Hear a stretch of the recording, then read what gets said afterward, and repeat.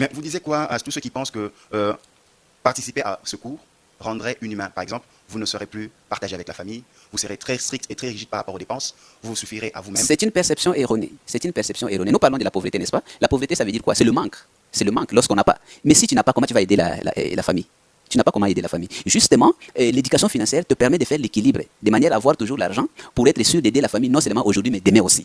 Je ne sais pas si vous comprenez. Donc là, c'est une perception tout à fait erronée de ceux qui n'ont pas compris ce que nous enseignons. Ce que nous enseignons ne veut pas dire qu'on ne peut pas aider la famille, on ne peut pas aider les autres. Nous disons tout simplement que nous devrions impérativement avoir la capacité d'épargner au moins 10% de ce que nous gagnons, n'est-ce pas? Et même si nous pouvons aider les gens, on peut aider les gens avec les 50% qui restent, les 80, les 90, mais les 10%, c'est comme les graines, la sémence qui nous aidera à avoir plus de capacités pour aider les gens demain. Parce que les problèmes, on en aura toujours. Ce qui manque, c'est les capacités pour faire face aux problèmes. Très bien dit. Nous sommes africains. Et nous voulons tous qu'enfin, une Afrique libre, digne et prospère voit le jour. Mais bizarrement, on a l'impression que nous avons honte de nos prénoms africains. Comment voulons-nous créer une Afrique libre, digne et prospère pour nous et pour nos enfants, tout en ayant honte de notre identité africaine, de notre culture, de notre véritable histoire et de nos prénoms africains?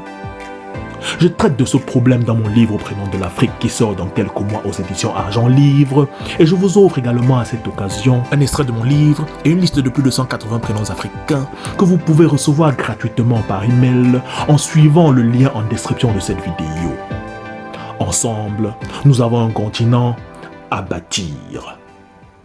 Et je voulais m'adresser un peu aux téléspectateurs qui nous suivent. Peut-être, je sais que les gens peuvent se sentir mal à l'aise lorsqu'ils ont entendu qu'on parle d'un coach financier qui parle de la richesse, qui parle de l'argent. Mais je pense que les gens n'ont jamais réfléchi sur les problèmes d'argent. Le manque d'argent, ou le manque de richesse, c'est le plus grand problème de l'humanité aujourd'hui. C'est pour cela qu'on parle de l'éradication de la pauvreté. Parce que rien au monde ne crée autant de limitations, autant d'humiliations, autant de souffrances dans la vie d'un homme que le manque d'argent. Si nous reconnaissons que l'eau c'est la vie, parce que l'eau est importante, dans la mesure où nous payons nos factures d'eau avec l'argent, dans la mesure où nous payons l'eau minérale avec l'argent, nous ne devons pas minimiser l'argent, nous devons connaître l'importance de l'argent dans une société développée, dans le monde capitaliste d'aujourd'hui, parce que l'argent c'est un outil très important, c'est un moyen d'échange qui nous permet de bénéficier de beaucoup de services. Et tout le monde, je dis bien tout le monde, les parents, le gouvernement, les églises, la société devraient se mobiliser pour apprendre et pour résoudre ces problèmes de pauvreté, parce que la pauvreté c'est un fléau. De même que nous combattons le sida, qui est un problème physiologique, la pauvreté c'est le sida économique. Voilà, Ricardo Kanyama, parlez-nous un peu de La chèvre de ma mère. Dans quel état étiez-vous en écrivant ce livre et à quoi vous avez pensé? Et pourquoi seulement cette appellation La chèvre de ma mère?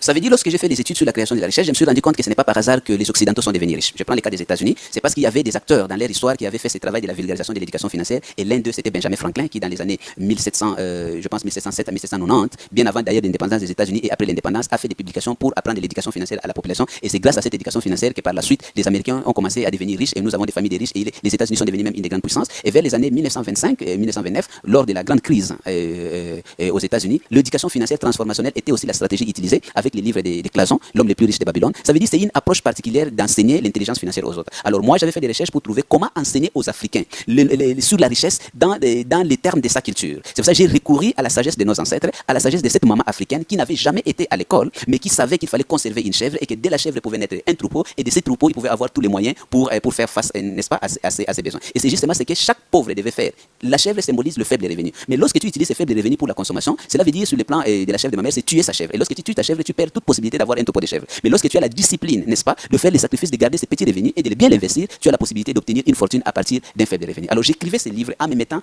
dans la peau de tout pauvre qui se pose la question de comment s'y prendre pour sortir de la pauvreté à partir d'un faible revenu. Et Dieu merci, ce grand succès que rencontre ce livre vient du fait qu'il donne la réponse à un problème pratique. Et ceux qui ont lu, nous recevons des témoignages par email, par Facebook, par tous les moyens possibles. Les gens se disent, s'ils avaient lu un livre pareil, leur vie serait différente. Donc, c'est comme Africain, et c'est comme Africain pauvre, qui a fait ce parcours de la pauvreté à la richesse, que j'ai écrit ce livre pour montrer les chemins à d'autres personnes. Voilà, nous tendons déjà. Bienvenue sur Afrique Libre et Prospère, la chaîne d'afro-développement personnel et financier qui contribue à la libération mentale et à la liberté financière du peuple africain, car nous avons un continent à bâtir. N'hésitez pas à me dire ce que vous pensez de cette vidéo en commentaire, à la liker, à la partager et surtout à vous abonner à cette chaîne si ce n'est pas encore fait pour une Afrique libre, digne et prospère.